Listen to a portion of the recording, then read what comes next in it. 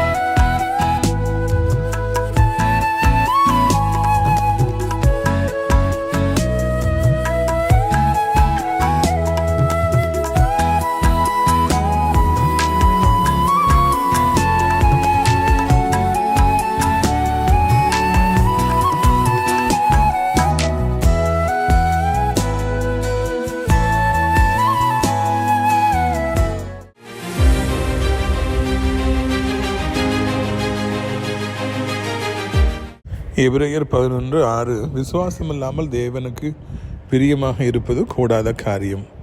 பார்த்தீர்களா? எவ்வளவு ஒரு அருமையான ஒரு வசனத்தை நாம் இந்த நாளிலே காண்கிறோம்.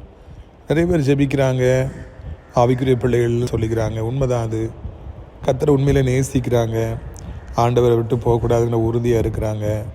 பாராட்டத்தக்க விஷயங்கள் நிறைய இருக்குது விசுவாச பெருமக்கள்கிட்ட. ஆனால் இதெல்லாம் விட மிக முக்கியமானது, நாம் ஆண்டவர் இருக்கிறார், நான் ஜோம்னா எனக்கு பதில் தருவார். வியாதியை விட ஆண்டவர் இயேசு பெரியவர், பிசாசுகளை விட இயேசு பெரியவர். அவரால் என்னை ஆசீர்வதிக்க முடியும், என் கடன் பாரங்களை நீக்க முடியும். நான் இப்படி இருப்பது ஆண்டவர் சித்தம் அல்ல. என் பிள்ளைகளுடைய வாழ்க்கையில் தலைகீழ் மாற்றங்களை அவரால் கொண்டு வர முடியும். இயேசு எல்லாவற்றையும் செய்ய வல்லவர் என்று அவரை ஒரு சிறு குழந்தையை போல நீங்கள் விசுவாசிக்க வேண்டும். அப்படி விசுவாசித்தாதான் தேவனுக்கு பிரியமான பிள்ளைகளாக நீங்கள் இருப்பீங்களா. எல்லாம் செஞ்சுட்டு நல்லா ஜோம் பண்ணிட்டு பைபிள் வாசிட்டு ஆலயத்துக்கு போயிட்டு உத்தமமாக வாழ்ந்துட்டு பயந்துக்கிட்டே இருப்பீங்கன்னா, கவலைப்பட்டுக்கிட்டே இருப்பீங்கன்னா, ஆண்டவருடைய மகிமையை அறியாமலே இருப்பீங்கன்னா கர்த்தருக்கு பிரியமான பிள்ளைகளாக இருக்கவே முடியாதான். உங்கள் பயங்களையும் உங்கள் கலக்கங்களையும் தயக்கங்களையும் தூக்கி வீசுங்க. ஆண்டவராலே உங்கள் வாழ்க்கையில் அற்புதத்தை செய்ய முடியும். அவர் சர்வ வல்லமையுடைய தேவன் என்பதை நீங்கள் உணர்ந்து அதை மனப்பூர்வமாய் விசுவாசித்து பாருங்கள். அப்பொழுது கர்த்தருக்கு பிரியமான செல்ல பிள்ளையாக நீங்கள் மாறுவீர்கள். மிகப்பெரிய அதிசயங்களை காண்பீர்கள். கர்த்தர் இந்த நாளில் இந்த அதிசயங்கள் செய்து உங்களை சந்தோஷப்படுத்துவாராக. ஆமென்.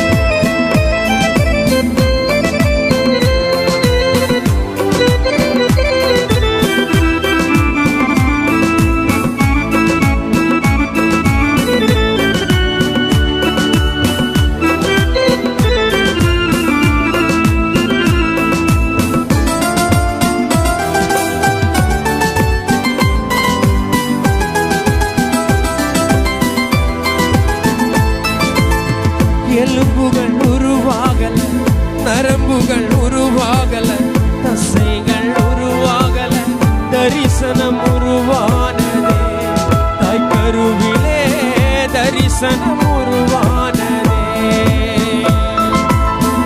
எலும்புகள் உருவாகல, நரம்புகள் உருவாகல, தசைகள் உருவாகல, தரிசனம் உருவானதே. தாய்க்கருவிலே தரிசனம் உருவானதே. எப்படி பாவமுக்கு நன்றி சொல்லுவேன், சொல்ல வார்த்தையே இல்லை. நீங்க போதும், என் வாழ்க்கை முழுவதும் வேறு ஆசையே இல்லை. எப்படி பாவமுக்கு நன்றி சொல்லுவேன், சொல்ல வார்த்தையே இல்லை. நீங்க போதும், என் வாழ்க்கை முழுவதும் வேறு ஆசையே இல்லை. என் தாய் உருவாகும் முன்னே என் கருவை கண்டீரையா. இருந்தும் எளியவனை குப்பையிலிருந்தும் எடுத்து உயர்த்தி ராஜாக்களோடும் பிரபுக்களோடும் வந்திருக்க செய்கிற அருமை ஆண்டவர் இயேசு கிறிஸ்துவின் இனிதான நாமத்தினாலே இது சத்தத்தை கேட்கின்ற அனைத்து தேவனுடைய பிள்ளைகளுக்கும் என்னுடைய அன்பான வாழ்த்துகள். நீங்கள் கோடா கோடியை பெருகுவீர்களாக, உங்களுடைய பிள்ளைகள் கோடா கோடியை பெருகுவார்களாக என்று வாழ்த்துகிறேன். பிரியத்துக்குரியவர்களே, கர்த்தருடைய பெரிதான கிருபையினாலே சென்ற சனிக்கிழமை மார்த்தாண்டம் 8 மணி ஜங்ஷன் ஒய்எம்சி ஹாலில் நடைபெற்ற நம்முடைய விடுதலை நாள் கூட்டங்களை கர்த்தர் அதிகமாக ஆசீர்வதித்தார். கர்த்தர் நாமத்திற்கு மகிமை உண்டாவதாக. அநேக புதிய ஜனங்கள் அங்கே வந்திருந்தார்கள். ஆண்டவருடைய நாமம் மகிமைப்பட்டது. கூட்டத்தின் இறுதியில் ஜனங்களுக்காக ஜெபித்த பொழுது கர்த்தர் அனைவருக்கும் விடுதலையை கட்டளையிட்டார். மிக சுவையான விருந்தை அனைவருக்கும் பரிமாற கர்த்தர் உதவி செய்தார். இப்படியாக உதவி செய்த அத்தனை நல்ல பிள்ளைகளுக்கும் கூட நான் நன்றிகளை தெரிவித்துக் கொள்கிறேன். இந்த வாரம் கர்த்தர் சித்தமானால் நமது நாசரேத் தேவனுடைய மாளிகையில் வைத்து தேவனுடைய விடுதலையின் ஊழியங்கள் நடைபெறும். காலை 10 மணிக்கு ஆரம்பித்து 1 மணிக்கு முடிவரும். அதன் பிறகு உங்களுக்காக தனித்தனியாக நானும் ஜபஜாம்பவான் வருவேல் சேகரையா அவர்களும் வெள்ளை உள்ளம் கொண்ட அன்பு சகோதரர் ஜோசப் அண்ணன் அன்னூரிலிருந்து வந்திருக்கிறவர்கள் எல்லாம் சேர்ந்து உங்களுக்காக ஜெபிப்போம். நல்ல விருந்து பரிமாறப்படும் என்பதையும் மகிழ்ச்சியோடு நான் தெரிவித்துக் கொள்கிறேன்.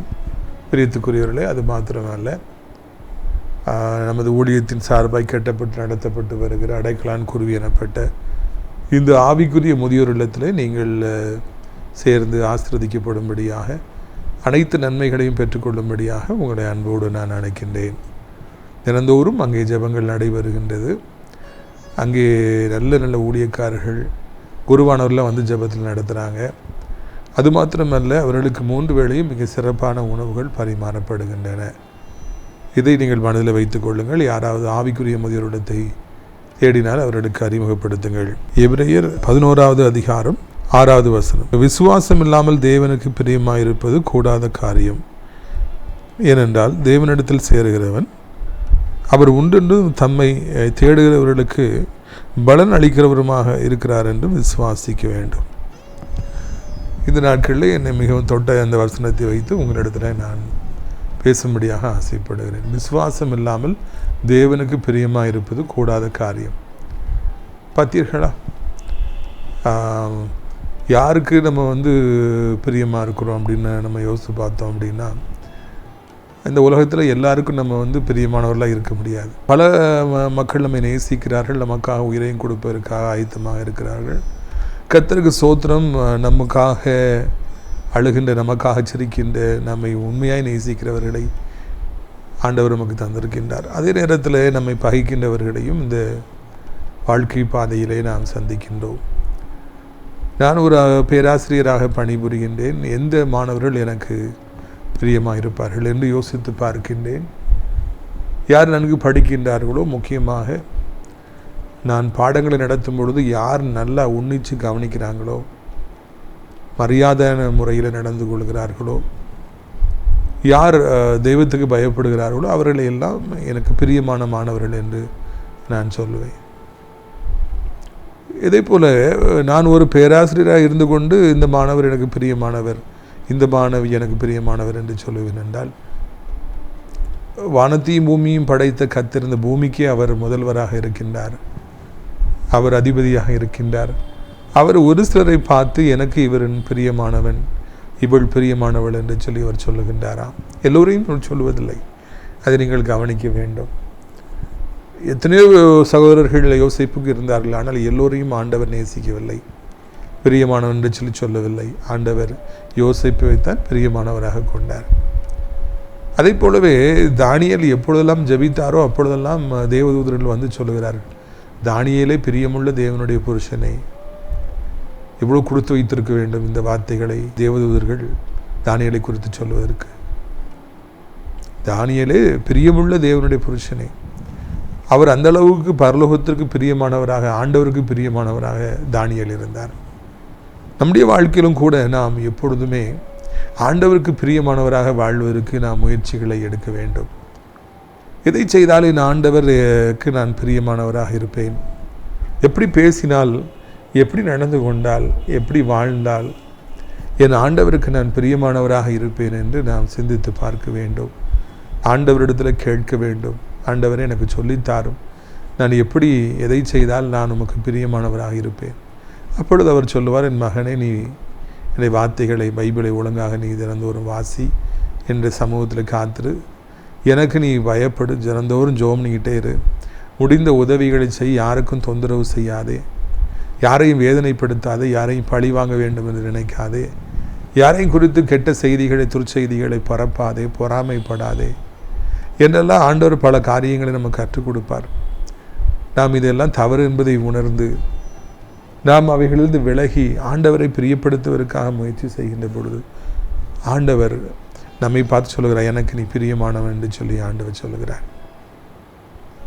மனிதர்களை நாம் பிரியப்படுத்தவே முடியாது என்பதை நீங்கள் முதலாவது தெரிந்து கொள்ளுங்கள். அது உங்கள் குடும்பமாக இருக்கட்டும், இல்லை என்றால் உங்களுடைய பிள்ளைகளாக இருக்கட்டும், இல்லை என்றால் நண்பர்களாக இருக்கட்டும், யாராய் வேண்டுமென்றாலும் இருக்கட்டும், எந்த மனிதனையும் எந்த மனுஷையும் திருப்திப்படுத்தவே முடியாது. நீங்கள் எவ்வளோ கொடுத்தாலும் அவர்கள் திருப்தி அடைய மாட்டார்கள். இன்னும் கொஞ்சம் கொடுத்திருக்கலாமே என்று தான் அவர்கள் நினைப்பார்கள், குற்றம்தான் கண்டுபிடிப்பார்கள். மனிதர்களை இது திருப்திப்படுத்த நினைத்து அதற்காக போராடி அப்படியே அழிந்து போகின்ற எத்தனையோ பேர்களை நாம் காண்கிறோம். அது தேவையில்லை. நாம் எப்பொழுதுமே ஆண்டவரை பிரியப்படுத்துவதற்காகவே நாம் முயற்சி செய்ய வேண்டும். இந்த ட்ரெஸ் போட்டால் எல்லாருக்கும் பிடிக்குமா? நான் இந்த பைக் வாங்கினா எல்லோரும் என்னை மதிப்பாங்களா? இல்லைன்னா நான் இப்படி வீடு கட்டினா எல்லாருக்கும் மத்தியில் பெருசாக இருப்பேனா? மனிதர்கள் மத்தியில் உயர்வாக இருக்க வேண்டும், மனிதர்கள் என்னை உயர்வாய் பேச வேண்டும், மனிதர்களை பிரியப்படுத்த வேண்டும் என்றெல்லாம் நாம் கனவு காண்போம் என்றால் நாம் சிறு பிள்ளைகளாகவே நாம் இருப்போம். அது ஒரு காலம் சமாதானத்தை தராது, வேதனையைத்தான் தரும்.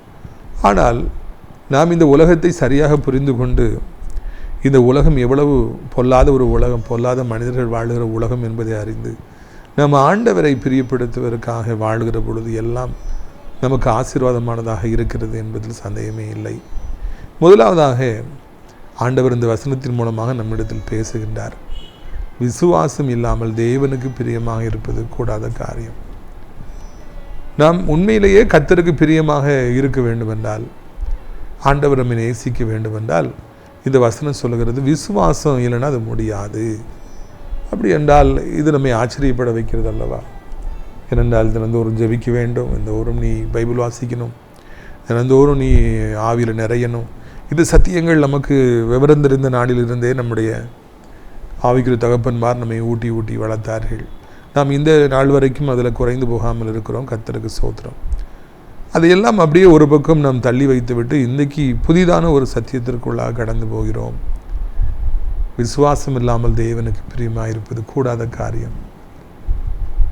நமக்கு உள்ள விசுவாசங்கிறது ஒன்று இல்லைன்னா அது கண்ணால் பார்க்க முடியாது, அது வெளியே தெரியாது, இருக்கா இல்லையானே தெரியாது. ஆண்டவருக்கு ஒருத்தருக்கு தான் தெரியும் நம்ம உள்ளத்தில் விசுவாசம் இருக்குதா விசுவாசம் இல்லையான்னு அவருக்கு மாத்திரம்தான் தெரியும். அவர் வந்தானு ஒவ்வொருத்தரையாக பார்க்குறாரு. கிறிஸ்டோஃபர் இப்படி இருக்கிறான், அவன் அந்த பிரதர் அப்படி இருக்கிறான், இந்த மகன் இப்படி இருக்கிறான், அந்த மகன் அப்படி இருக்கிறான்னு சொல்லி பார்க்குறாரு. என்னத்தை பார்க்குறாரு? என் மேலே விசுவாசமாக இருக்கிறார்களா? விசுவாசமாக நாம் இருப்போம் என்றால் அவருக்கு நாம் பிரியமான பிள்ளைகளாக இருப்போம். விசுவாசம் நம்மிடத்தில் இல்லை என்றால் ஆண்டவருக்கு பிரியமாக இருக்கவே முடியாது. அது கூடாத காரியம் என்று காண்கிறோம். அப்படி என்றால் இது மிகவும் முக்கியமான ஒரு பாயிண்ட். இது செஞ்சு தான் ஆகணும். இதில் நோ எக்ஸ்கியூஸ், நான் பிறகு பார்த்துக்கிறேன், சரி இதில் என்ன அப்படிலாம் நம்ம விட முடியாது. சில காரியங்களை விட்டு கொடுக்கலாம், இதை விட்டு கொடுக்கவே முடியாது. இதை செஞ்சு தான் ஆகணும். There is no compromise at all. கிறிஸ்தவ வாழ்க்கையில் விசுவாசம் என்பது மிகவும் மிகவும் அது முக்கியமானதாக இருக்கிறது. அது இல்லைன்னா தேவனுக்கு பிரியமாக இருக்கவே முடியாது. எனவே நாம் ஆண்டவரை என்னை விசுவாசம் உடையவராக மாற்றும், எனக்கு விசுவாசத்தை தாரும் என்று ஆண்டவரிடத்தில் கேட்டு ஆண்டவரை எல்லா சூழ்நிலைகளிலும் குழந்தையைப் போல, அதுவும் சிறு குழந்தையைப் போல நாம் விசுவாசிக்கிறவர்களாக இருக்க வேண்டும். இன்றைக்கு அதற்காகத்தான் ஆண்டவர் நம்மை அழைக்கின்றவராக இருக்கின்றார். நீங்கள் விசுவாசிப்பீர்களா? விசுவாசனா என்ன பிரதர், எனக்கு தெளிவாக சொல்லுங்கள், புரியலைன்னு சொல்லி நீங்கள் சொன்னீங்கன்னா, ஒரு வியாதி வந்திருக்குன்னா கர்த்தர் சுகம் கொடுப்பார். இந்த வியாதியை விட ஆண்டவர் பெரியவர். என்னை அவர் கைவிட மாட்டார், வெட்கப்பட விட மாட்டார். நான் கர்த்தருடைய ஊழியத்தை செய்கிறேன், நான் அவருக்காக வாழ்கிறேன், என்னை எப்படி கைவிடுவார்? இந்த ஆண்டவர் என்னை நிச்சயமாய் சுகப்படுத்துவார், என் பிள்ளையை வியாதியில் சுகப்படுத்துவார் என்று இந்த வியாதியை குறித்து நான் கவலைப்படுவதை விட, வியாதியை பெரிதாய் நினைப்பதை விட, இந்த வியாதி அவங்க இறந்து போயிட்டாங்க, இவங்க இறந்து போயிட்டாங்க, இந்த வியாதி இத்தனை ஸ்டேஜ் போச்சுன்னா பிழைக்க முடியாது, அப்படிலாம் நம்ம இந்த வியாதியை கொடுத்து ஸ்டேட்மெண்ட் கொடுக்குறத விட, அது என்னதான் இருந்தா என்ன, இயேசு அதை விட பெரியவர். அவர் ஒரு வார்த்தை சொன்னால் போதும், இந்த வியாதிலாம் ஓடி போயிடும்.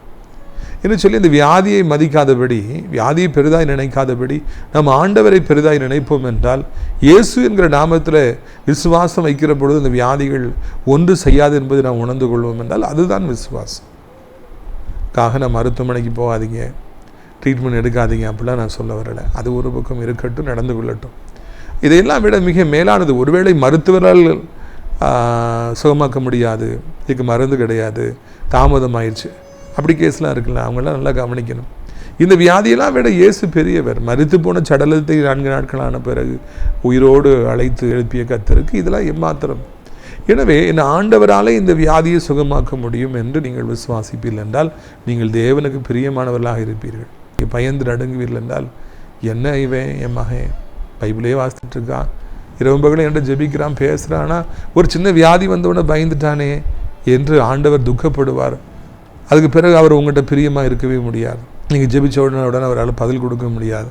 அவருக்கு அந்த கசப்பு இருந்துக்கிட்டே இருக்கும், வேதனை இருந்துக்கிட்டே இருக்கும். என்ன அவன் அறியலையே, என் வல்லமே அவன் அறியலையே, நான் எவ்வளோ வல்லமையான தெய்வம் என்பதை அவன் புரிந்து கொள்ளவில்லையே, எத்தனை குஷ்டரோகிகளை நான் சுகப்படுத்தினேன் என்பதை அவன் மறந்து விட்டானே, பிறவி முடவர்களை நடக்க வைத்தேன், துள்ளி குளித்து எழும்ப வைத்தேன், பிறவி குருடர்களை கண்களை நான் திறந்தேனே, அதையெல்லாம் அவன் பைபிளில் வாஸ்தா கூட என்ன அவன் நம்பலையே, இன்னும் நம்பலையா அப்படிங்கிற அந்த வருத்தம் ஆண்டுடைய உள்ளத்தில் இருக்கும் பொழுது எப்படி அவர் உங்களிலே பிரியப்பட முடியும்? இது வியாதிக்கு மாத்திரம்தான் நான் சொல்கிறேன்னு நீங்கள் தயவு செய்து நினைத்து கொள்ள வேண்டாம். மனிதர்களாய் நாம் பிறந்து விட்டாலே இந்த பூமியில் நமக்கு பலவிதமான பாடுகள் நியமிக்கப்பட்டிருக்கின்றன, பலவிதமான துக்கங்கள் நியமிக்கப்பட்டிருக்கின்றன. இன்னொரு பக்கம் ஏராளமான ஜனங்கள் இன்றைக்கு தடுமாறுகிறார்கள். கடைகளாய் வந்துவிட உள்ளன. வேலை தேவை தேவை என்று வேலையை தேடி ஓடுகிறவருடைய எண்ணிக்கை தொகை அதிகரித்து கொண்டே போகின்றது. பண நெருக்கடியில் இருப்பவர்கள், வியாபாரங்களை இழந்து போனவர்கள், வேலையை இழந்து போனவர்கள், தேவைகளுக்கு என்ன செய்வோம் என்று சொல்லி தெரியாதபடிக்கு தடுமாறுகிறவர்கள் என்று ஏராளமானவர் இருக்கிறாங்க. இன்றைக்கி நான் பேப்பர் வாசித்துட்டு இருந்தேன் காலையில். அப்பொழுது அதில் நான் வாசித்த காரியம் என்னை அதிர்ச்சி அடைய வைத்தது. ஏடிஎம் மிஷினில் பணம் நிரப்புவதற்காக அந்த ஊழியர்கள் வராங்க. 1 கோடி ரூபாய் எடுத்துகிட்டு ஏடிஎம் மிஷினில் கொண்டு வைக்கணும். ஒவ்வொரு இடமா போய் அந்த 1 கோடி ரூபாய் எடுத்துகிட்டு அவங்க மாயம் ஆயிட்டாங்களாம், களவு செய்து விட்டார்கள். போலீஸ் அவர்களை தேடுகிறது. ஒருவேளை இதுக்கு என்ன காரணம் என்று சொல்லி நான் சிந்தித்து பார்த்தேன். அவர்களுக்கு ஒருவேளை பணம் தேவையாக இருந்திருக்கலாம், கடன்கள் இருந்திருக்கலாம், இல்லைன்னா ஏதோ ஒரு காரியம் இருந்திருக்கலாம். அப்பொழுது இந்த சம்பளம் எனக்கு போதவில்லையே, நான் என்ன செய்வேன் என்று அவர்கள் நினைத்திருக்கலாம். ஏன்னா குறுக்கு வழியில் பணக்காரன் ஆயிடலான்னு நினச்சிருக்கலாம். அவங்கள பிடிக்காமல் விடுவாங்களா? கண்டிப்பாக பிடிச்சிருவாங்க. வேலையும் பேரும் சமுதாயத்தில் மரியாதையும் இருக்காது. எதிர்காலமே பால்பட்டு விடும். இதுபோல் பண நெருக்கடியில் தவறு செஞ்சிடலாமான்னு கூட நிறைய பேர் துணிகிறாங்க. இல்லை இல்லை, எவ்வளவு பண தேவைகள் நமக்கு வந்தாலும் என் தேவனை நடத்துவார். என் கர்த்தர் 2 மீனையும் 5 அப்பத்தையும் வைத்து 5000 பேரை போஷணம் செய்ய போதுமானவராக இருந்தவர். லட்ச லட்ச இஸ்ரவேல் ஜனங்களுக்கு வானத்திலிருந்து மன்னாவை கொடுத்தவர். பஞ்ச காலத்தில் எலியாவை நடத்தியவர், அழகாக போஷித்தவர், காகங்களினாலே போஷித்தவர். இல்லை சாப்பிட்றதுக்கு இறைச்சியும் அல்ல அப்பத்தையும் கொடுத்து எலியாவை ஆண்டவர் புசு புசுன்னு குண்டா வச்சுருந்தார். எல்லோரும் பஞ்ச காலத்தில் வருத்தப்படுறாங்க, விளைஞ்சி போயிடுறாங்க. ஆனால் எலிய நன்றாக இருந்தார். அது பிறகு அவர் சாரிபாத் விதவை வீட்டுக்கு கொண்டு போய் ஒரு பெரிய அற்புதத்தை செய்து என்னையும் மாவும் குறையாதபடி பாதுகாத்து நல்ல சாப்பாடு கொடுத்தார். அந்த தேவன் என்னையும் நடத்துவார். என் தேவன் என்னுடைய வறுமையை மாற்றுவார், என் தேவைகளை சந்திப்பார். இந்த கடன் பாரங்கள் என்னை ஒன்றும் செய்யாது, இந்த பொல்லாத மனிதர்கள் என்னை ஒன்றும் செய்ய முடியாது என்று நாம் ஆண்டவரை விசுவாசிக்கிற பொழுது, இந்த கடன் பாரங்களினாலே நான் அழிந்து போக மாட்டேன், நான் எத்தனை முறை விழுந்தால் நான் எழும்புவேன் என்று சொல்லி நாம் உறுதியாக ஆண்டவரை பற்றி கொள்கிற பொழுது ஆண்டவர் நம்மளை பிரியப்படுவார். என் மகனுக்கு இவ்வளோ பண நெருக்கடி நான் கொடுத்து இல்லை நான் அனுமதிச்சா கூட, அவன் எவ்வளவோ தேவைகள் மத்தியில் இருந்தாலும் கூட என்ன நம்புகிறானே, என்ன விசுவாசிக்கிறானே, அப்போ ஆண்டவர் உங்களை பிரியப்படுவார். உங்களுக்கு ஏராளமான பணத்தை கொடுத்து, நீங்கள் கடனை தான் அடைக்கிறதுக்கு பணம் கேட்டிருப்பீங்க, ஒரு கல்யாணத்தை நடத்துறதுக்கு பணம் கேட்டிருப்பீங்க, ஒரு வீடை கட்டுறதுக்கு, ஒரு இடத்த வாங்கிறதுக்கு பணம் கேட்டிருப்பீங்க. ஆண்டவர் 1000 மடங்கு 10,000 மடங்கு அதிகமான பணத்தை உங்களுக்கு தருவார். ஏனென்றால் அவர் உங்களில் பிரியப்பட்டு விட்டார், உங்களை அவர் நேசிக்க ஆரம்பித்து விட்டார். என் மகன் என்னை முழுமையாக நம்புகிறான், எனவே நான் அவனுக்கு தேவையான எல்லா விதமான ஆசீர்வாதங்களையும் நான் அருளி செய்வேன் என்று சொல்லி ஆண்டவர் நமக்கு எல்லாவற்றையும் அருளி செய்கின்றவராக இருக்கின்றார். இதைத்தான் இந்த நாளிலே ஆண்டவர் நம்மிடத்தில் பேசுகிறார். உங்களுடைய கடன் பிரச்சனைகளை நீங்கள் நெருக்கி கொண்டிருக்கலாம். என்ன செய்வோம் என்று சொல்லி தெரியாதபடிக்கு திகைத்து போய் நிற்கலாம். அவமானப்பட்டு போய் நிற்கலாம். வீடையாள விட்டுருவேன், பாரு பூட்டு போட்டுருவேன், என்னெல்லாமோ மிரட்டலாம், என்னமும் பேசட்டுங்க. இதை விட கர்த்தர் பெரியவர். இந்த கடனை விட ஆண்டவர் பெரியவர். அவரால் ஒரு நிமிடத்தில் இந்த பிரச்சனைகளை எல்லாம் மாற்ற முடியும். உங்களை ஒரு ஆசீர்வாதமான மனிதனாக, ஒரு ஐஸ்வர்யவானாக, அனைவருக்கு கொடுக்கிறவனாக, வல்லமை படைத்த ஒரு மனிதனாய் மாற்ற ஆண்டவராலே கூடும் என்பதை முதலாவது நீங்கள் விசுவாசியுங்கள். உங்களுக்கு விசுவாசம் இருக்குது. ஆண்டவர் அதிசயமானவர், அற்புதமானவர். உங்களுக்கு அற்புதம் செய்வார். உங்களை இந்த நெருக்கத்திலிருந்து கொண்டு வந்து விசாலமான பாதையில் கொண்டு போய் நிறுத்துவார் என்கிற அந்த விசுவாசம் உங்களுக்கு இருக்கிறதா என்பதை சிந்தித்து பாருங்கள். அப்படி விசுவாசம் இருந்தால் தான் இந்த பூமியில் நம்ம வாழ முடியும், இல்லைன்னா வாழவே முடியாது என்று உங்களை நான் அன்போடு கூட அழைக்கின்றேன். பிரியத்துக்குரியவர்களே, கர்த்தராலே கூடாத காரியம் என்று எதுவுமே இல்லை. ஆண்டவராலே கூடாத காரியம் என்று எதுவுமே இல்லை என்பதை நீங்கள் உணர்ந்து கொள்ளுங்கள். அப்படி நீங்கள் உணர்ந்து கொள்கிற பொழுது ஆண்டவர் உங்களுக்கு எல்லா விதங்களிலும் அவர் உங்கள் மேலே பிரியப்படுவார். பிரியப்படுகிற தேவன் என்ன செய்வார்? நம்ம பிள்ளைகள் மேலே பிரியப்பட்டு அவங்களுக்கு எல்லா விளையாட்டு பொருட்கள், ஜாமான், பண்டம் எல்லாம் வாங்கி கொடுக்குறோம். ஏன்னா அவங்கள நம்ம நேசிக்கிறோம். நமக்கு பிரியமானவர்களுக்கு நம்ம என்னன்னாலும் வாங்கி கொடுக்குறோம். மனுஷன் தனக்கு பிரியமானவர்களுக்கு எல்லாத்தையும் வாங்கி கொடுக்குற ஆயத்தமாவா பணம் செலவழிப்பானா, வாங்கி கொடுப்பானா?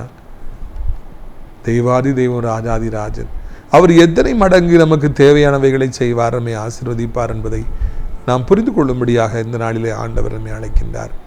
பிரியத்துக்குரியவர்களே, கர்த்தர் உங்களுக்கு போதுமானவர். ஆண்டவர் உங்களுடைய சூழ்நிலைகளை மாற்றுகிறவர். உங்களுடைய பயங்களிலிருந்து உங்களை வெளியே கொண்டு வருகிறவர். உங்களை விசாலத்தில் கொண்டு போய் நிறுத்துகிறவர் என்பதை நீங்கள் புரிந்து கொள்ள வேண்டும். அந்த வசனம் அப்படியே முடிகிறது. ஏனென்றால் தேவனிடத்தில் சேருகிறவன் அவர் உண்டென்றும் அவர் தம்மை தேடுகிறவர்களுக்கு பலன் அளிக்கிறவர் என்றும் விசுவாசிக்க வேண்டும். நீங்கள் ஒரு மணி நேரம் டெய்லி காலைல எந்திரிச்சு ஜோம் பண்ணுறீங்கன்னு வைங்களேன். நான் ஜோம் பண்ணுறேன், இதுக்கு தக்க பலனை ஆண்டவர் தருவார்னு விசுவாசிக்கணுமா? ஆண்டவர்கிட்ட சேரும் பொழுது, ஜெபிக்கும் பொழுது, தேடும் பொழுது ஆண்டவர் என்னை ஆசீர்வதிப்பார் என்ற நம்பிக்கையோடு கூட நம்ம ஜெபிக்கணுமா? ஜெபிக்கிறவங்க எல்லாரும் இருக்காங்க, எல்லாரும் ஜோம் பண்ணுறோம், அதில் எந்த சந்தேகமும் இல்லை. ஆனால் இதை போல ஜெபிக்கிறோமா? நான் ஆண்டவர் தேடும் பொழுது அவர் என்னை ஆசீர்வதிப்பார்.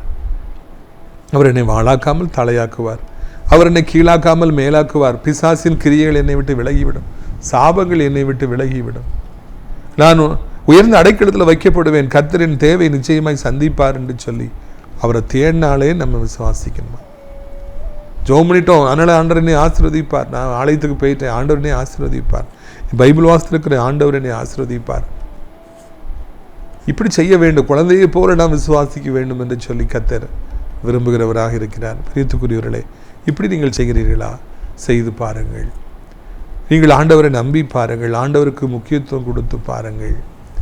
ஆண்டவர் மேலே சிறு குழந்தையை போல நீங்கள் விசுவாசமாக இருந்து பாருங்கள். அப்பொழுது ஆண்டவர் உங்களுக்கு எல்லா விதமான நன்மைகளையும் அவர் தந்து உங்களை சந்தோஷப்படுத்துபவராக இருக்கிறார். இதில் ஒரு பெரிய லிஸ்ட்டே இந்த எபிரேயர் 11வது அதிகாரத்தில் யாருன்னா விசுவாசம் ஆபேல் ஆரம்பிக்குது. காணிக்கையை கொடுத்தார் விசுவாசம். நோவாவை பற்றி வருது, ஆபிரகாம் பற்றி வருது. எல்லா பரிசுத்தவான்களையும் குறித்து அவங்களாம் விசுவாசித்தாங்க. அதனால் ஆண்டவர் அவங்களை ஆசீர்வதித்தார் என்று நான் வாசிக்கிறோம். ஒருவேளை என்னுடைய பேரும் மேலே வருமா என்று நான் சிந்தித்து பார்த்தேன்.